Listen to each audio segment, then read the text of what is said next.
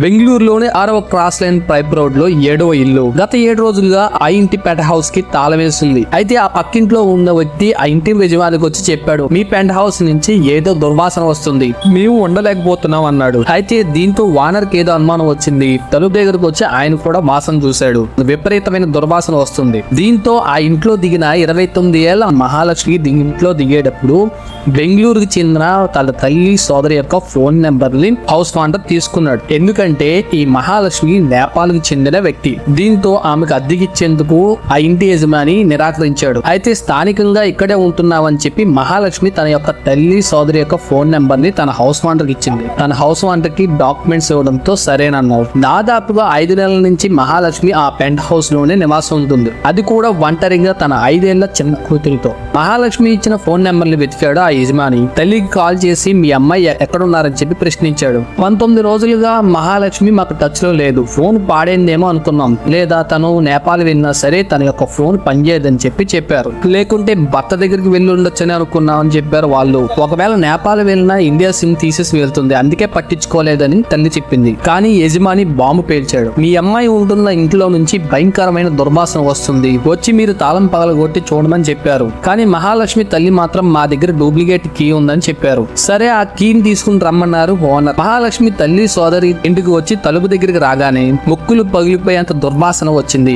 ధైర్యం చేసి తలుపులు తీశారు. అంటే భరించలేని వాసనకు వాంతి చేసుకున్నారు. ఇల్లంతా రక్తపు చుక్కలు, మాంసం ముక్కలు అక్కడక్కడ కనిపిస్తూ ఉన్నాయి. ఇంటి యజమాని షాక్ అయ్యి దూరంగా నిలబడి చూస్తూ ఉన్నాడు. మహాలక్ష్మి తల్లి సోదరి వాసన భరించలేక పారిపై బయటికి వచ్చారు. ఇద్దరు వాంతి కూడా చేసుకున్నారు. పరిస్థితిని చూసిన ఇంటి యజమాని వెంటనే పోలీసులకు సమాచారం అందించాడు. పోలీసులు మధ్యాహ్నం 3 గంటలకు వచ్చి చూస్తే ఇల్లంతా రక్తపు మరకలు పడి ఉన్నాయి. ఫారెన్సిక్ టీం కూడా వచ్చారు. కానీ ఇంట్లో 10 సెకండ్లు కూడా ఉండలేకపోయారు. వాసన పోయేంత వరకు కిటికీలు తెరిచి ఉంచారు. దాదాపు గంట తర్వాత డబుల్ మాస్కులు ధరించి ఇంటి లోపలికి వెళ్లారు పోలీసులు. అంతా రక్తపు మరకలతో నిండి ఉన్న ఇల్లు వాసన గురించి అయితే ప్రత్యేకంగా చెప్పనవసరం లేదు. క్లియర్ గా హత్య అయితే జరిగినట్టు గమనించారు. వాసన ఏమో ఫ్రిడ్జ్ లో నుంచి వస్తుందని అర్థమైంది. వారు ఒకేసారి ఫ్రిడ్జ్ డోర్ ని తెరిచారు. అంతే, మహాలక్ష్మి శరీరానికి చెందిన 36 ముక్కలు ఫ్రిడ్జ్ లో నుంచి బయటపడ్డాయి. మళ్ళీ దారుణమైన వాసన రావడంతో బయటికి పరిగెత్తారు.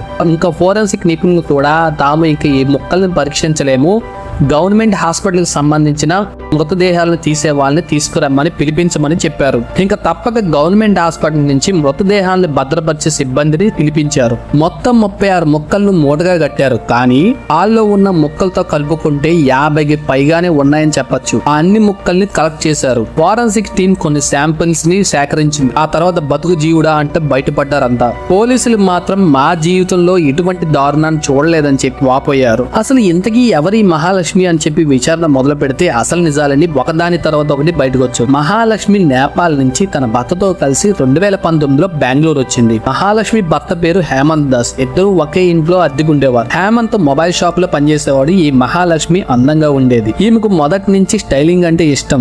నేపాల్ లో పెళ్లికి ముందు కొన్నాళ్ల పాటు పనిచేసింది. దీంతో బెంగళూరు రాగానే ఒక బ్యూటీ క్లినిక్ లో పనిలో చేరింది. భర్త కంటే ఎక్కువగానే సంపాదించేది. ఏడాది తర్వాత మహాలక్ష్మి హేమంత్ దంపతులకు కూతురు కూడా పుట్టింది. కానీ 2023లో భార్య తీరు నచ్చక ప్రతిరోజు గొడవ పెట్టుకునేవాడు హేమంత్. ఇద్దరికి గొడవలు అవుతున్నా కూడా మహాలక్ష్మి తన పద్ధతి మార్చుకోలేదు. దీంతో భర్త భార్యను వదిలేశాడు. చివరికి నేపాల్ వెళ్లి తన పని తను చేసుకుంటున్నాడు. ఆ తర్వాత నేపాల్ నుంచి వచ్చిన మహాలక్ష్మి తన తల్లితో కూడా గొడవ పెట్టుకుంది. భర్తతో సంసారం చేయకుండా ఇలా చేయడం తప్పని తిట్టింది తల్లి.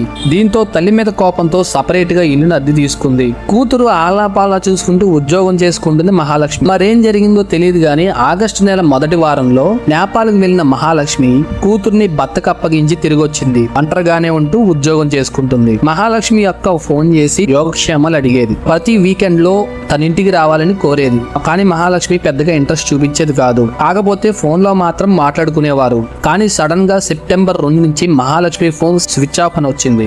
దీంతో మళ్ళీ నేపాల్ వెళ్లి ఉండొచ్చు అనుకున్నారు. పైగా తరచూ సెల్ నెంబర్లు మార్చడం మహాలక్ష్మికి అలవాటు. దీంతో ఫోన్ కనెక్ట్ కాకపోయినా కూడా మహాలక్ష్మి తల్లి సోదరి ఇద్దరు పట్టించుకోలేదు. ఆమె హత్యకు గురై ఆమెను 50 ముక్కలు పైగా చేసి ఫ్రిడ్జ్ లో పెట్టినా కూడా ఎవరు ఆమె గురించి ఆరా తీసిన వాళ్ళే లేరు. పక్కింటి వ్యక్తి దుర్వాసన వస్తుందని చెప్పేంత వరకు మహాలక్ష్మి చనిపోయిందన్న విషయమే తెలియదు. ఇక ఆమె హత్యకు గురయ్యాక లబోదిబోమని ఏడవడం మొదలు పెట్టారు. దీంతో పోలీసులు మహాలక్ష్మి భర్త హేమంత్ ను హంతకుడిగా అనుమానించారు. కానీ తను నేపాల్ నుంచి ఇండియాకు గత 6 నెలల్లో ఎప్పుడూ రాలేదని తెలిసింది. అక్కడ ఉన్న పోలీసులు కూడా కాంటాక్ట్ అయ్యారు బెంగళూరు పోలీసులు. దీంతో విచారణ మొదలు పెట్టగా 2 విషయాలు వెలుగులోకి వచ్చాయి. ఈ మహాలక్ష్మి ఇంట్లో ఉంటుందనే పేరే గాని ఎవరితోనూ మాట్లాడేది కాదు. ఉదయం 9 గంటలకు ఒక వ్యక్తి బైక్ ఎక్కి వెళ్లిపోయేది. రాత్రి 10 గంటలకు ఇంటికి చేరుకునేది. అది కూడా కూతురుతో కలిసి. పక్కింటి వారికి కూడా ఆమె ఎవరో తెలియదన్నారు. కానీ హేమంత్ మాత్రం నేపాల్ నుంచి పోలీసుకు క్లూ ఇచ్చాడు. ఈ మహాలక్ష్మి క్యారెక్టర్ మంచిది కాదు. తనని ప్రాణంగా చూసుకున్నాను, ప్రేమించి మరీ పెళ్లి చేసుకున్నాం,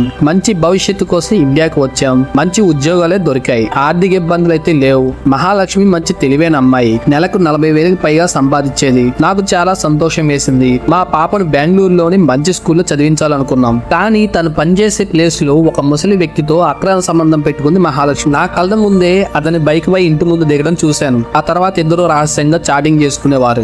నాకు అనుమానం వచ్చి ఫాలో అయ్యాను. ఒక ఫంక్షన్ లో మేకప్ పనిలో ఉన్నారని అబద్ధం చెప్పి తిరిగింది. నేను ఇష్టపడి ప్రేమించి పెళ్లి చేసుకున్నందుకు నాకు బుద్ధి చెప్పింది. పద్ధతి మార్చుకోమని చాలా సార్లు చెప్పాను, గొడవ కూడా పెట్టుకున్నాను. కానీ ఆమెను కొట్టేందుకు కూడా నాకు మనసు రాలేదు. నేనే విరక్తితో నేపాల్ వచ్చేసానని చెప్పాడు భర్త హేమంత్. ఇక ఇంతకీ మహాలక్ష్మి ప్రియుడు ఎవరా అని చెప్పి ఆరా తీశారు పోలీసులు. ఇంటి కింద అప్పుడే స్విచ్ ఆఫ్ చేసి పడి ఉన్న మహాలక్ష్మి ఫోన్ పోలీసులకు కనిపించింది. కాల్ డేటా తీగా సెప్టెంబర్ 2 రాత్రి 7 గంటలకు ఎటువంటి కాల్స్ రాలేదు. ఎవరికి ఫోన్ చేయలేదు. ఫోన్ అప్పటి నుంచి స్విచ్ ఆఫ్ లో ఉందని పోలీసులు చెప్పారు. అంటే అదే రోజు రాత్రి మహాలక్ష్మి హత్యకు గురైంది. కానీ తొందరపాటులో ఈ హత్య జరుగు ఉండదని పోలీసులు చెప్పారు. చాలా కూల్ గా చంపి ముక్కలు చేశాడు హంతకుడు. కాబట్టి ఆ రోజు రాత్రి కూడా అదే ఇంట్లో గడిపి ఉదయం ఇంటికి వెళ్లి ఉంటాడని పోలీసు విచారణ చేపట్టారు. మహాలక్ష్మి పనిచేసే బ్యూటీ క్లినిక్ కి వెళ్ళగా మహమ్మద్ ముషరఫ్ అనే ఒక యువకుడితో ప్రేమలో ఉందని ఈ విషయాన్ని ఆమె స్నేహితులు చెప్పారు. అష్రఫ్ మహాలక్ష్మి పెళ్లి చేసుకోవాలనుకున్నారు. భర్త ఉన్నా కూడా దారి తప్పింది మహాలక్ష్మి. తాము వద్దని వారించాం, మతాలు కూడా వేరు, ఇలాంటి రిలేషన్ మంచిది కాదు, నీకు ఇండియాలో ఉన్న వారి గురించి తెలియదని చెప్పి వాదించినా కూడా వినలేదని ఆమె స్నేహితురాలు చెప్పారు. అష్రఫ్ ఎయిర్ డ్రెస్సర్ గా పనిచేసేవాడు. అతని దగ్గర మరిన్ని మెలుగు నేర్చుకుంది మహాలక్ష్మి. ఆ పరిచయం కాస్త అక్రమ బంధానికి దారి తీసింది. అది ఎంతలా అంటే ప్రియుడు కోసం కూతుర్ని భర్తని వదిలేసేంతలా. అయితే భర్తకు తెలిసేంత వరకు వ్యవహారం నడిపించాలనుకుంది మహాలక్ష్మి. ఈ లోపే హేమంత్ కు తెలిసిపోయింది. దీంతో గొడవలు పెరిగాయి. ఇక దీంతో ఉదయం 9 గంటలకు తనతో పాటు బ్యూటీ క్లినిక్ కి తీసుకెళ్లేవాడు అష్రఫ్. అలా రాత్రి 10 గంటల వరకు అక్కడ ఎంజాయ్ చేసేవారు. ఆ తర్వాత కొన్నిసార్లు మహాలక్ష్మి తన రూమ్ కూడా వెళ్లేదని తెలిసింది. ఇక పెళ్లి చేసుకుందామని ఇద్దరు నిర్ణయించుకున్నారు. అందుకోసమే తన కూతుర్ని భర్తకు అప్పగించి వచ్చినట్లు భావిస్తున్నారు పోలీసులు. అసలు ఈ అష్రఫ్ ఎవరు అని చెప్పి పోలీసులు విచారణ చేయగా ఒరిస్సాకు చెందిన వ్యక్తి. వృత్తి కోసం బెంగళూరు వచ్చాడు. హెయిర్ డ్రెస్సర్ గా పనిచేస్తూ తన స్నేహితులతో కలిసి ఉంటున్నాడు. అతని స్నేహితుడిని విచారణ చేయగా 15 రోజుల క్రితమే బెంగళూరు నుంచి ఇంటికి వెళ్లిపోయాడని చెప్పారు. కానీ ఫోన్ లొకేషన్ మాత్రం బెంగాల్ లోని వేరు ప్రాంతాల్లో ఉన్నట్టు చూపిస్తుంది. దీంతో ప్రత్యేకమైన టీంలు బెంగళూరు నుంచి బెంగాల్కు వెళ్లాయి. మొత్తం శరీరాన్ని 59 ముక్కలు చేసినట్టు గుర్తించారు. పెద్ద ముక్కలు 36 కాగా హాల్లో మిగతా ముక్కలు అక్కడక్కడ పడి ఉన్నాయి. ఇక తాజాగా మహాలక్ష్మి కాల్ డేటాని విచారణ చేయగా మరొక ప్రియుడు బయటకు వచ్చాడు. ఒక మాల్ లో పనిచేస్తున్నప్పుడు ఈ కొత్త ప్రియుడు పరిచయం అయ్యాడు. అక్కడ పని మానేసినా కూడా అక్కడ యువకుడితో మాత్రం శృంగారం చేసేది. కానీ మెల్లిగా ఎందుకో అష్రఫ్ ని పక్కన పెట్టేసింది మహాలక్ష్మి.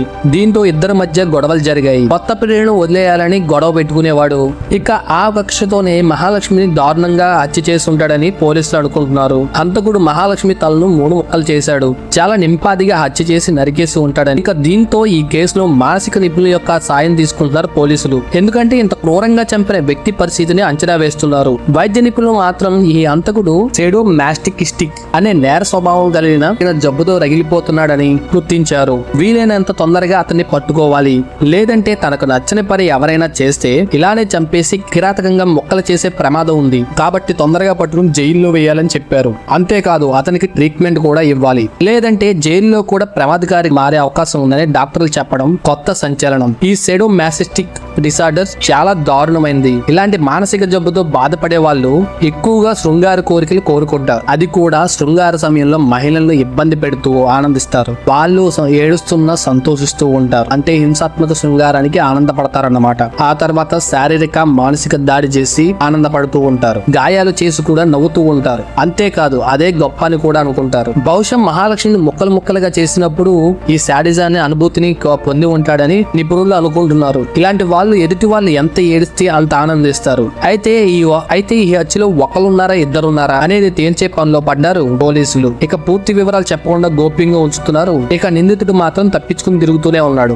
4 బృందాలుగా పోలీసులు విడిపోయి హంతకుడి గురించి వెతుకుతూ ఉన్నారు. మరి ఇలాంటి సైకో గాడిని ఏం చేయాలి? మీ అభిప్రాయాన్ని కామెంట్ ద్వారా తెలియజేయండి. ఇలాంటి ఇంట్రెస్టింగ్ వీడియోల కోసం మన ఛానల్ ఫాలో అవ్వండి అండ్ ఈ వీడియో నచ్చితే లైక్ చేయండి.